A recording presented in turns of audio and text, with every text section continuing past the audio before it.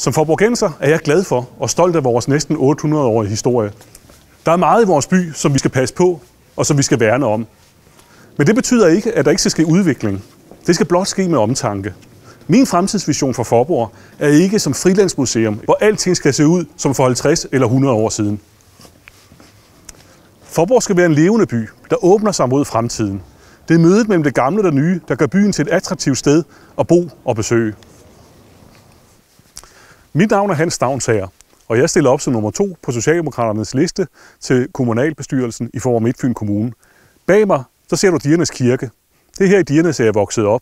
Og længere ude i Disen, der kan man lige ane Faaborg. Det er der, jeg bor i dag, i et dejligt gammelt byhus.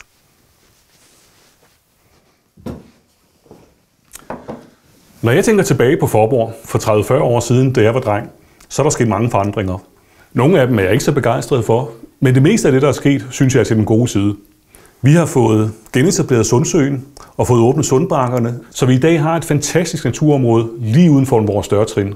Vi har fået ombygget havnen, der er sket udvikling der, så vi i dag har boligområder, vi har rekreative områder der, hvor der er masser af liv om sommeren. Vi har fået bygget et gymnasium på en af de flotteste grunde i Danmark.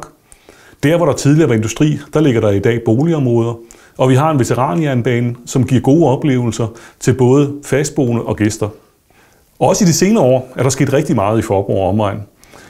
Klokketårnet har fået en renovering, som har været på vej i mange år, været nødvendig i mange år. Stranden ude ved Klinten er der også blevet brugt penge på, således at endnu flere kan bruge den i dag.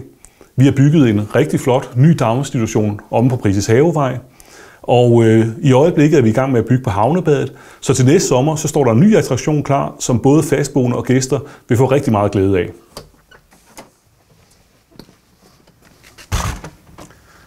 Sammen med de øvrige socialdemokrater går jeg til valg på at skabe udvikling med omtanke, både i kommunen som helhed og her i Faaborg i særdeleshed. Det fortjener vores by. Jeg håber, du er enig med mig, og jeg håber, du vil tænke på det, når du skal stemme den 19. november. Vi skal skabe udvikling i hele kommunen, som vi har det her i Østerbrogade i øjeblikket. Jeg glæder mig til at arbejde for dig.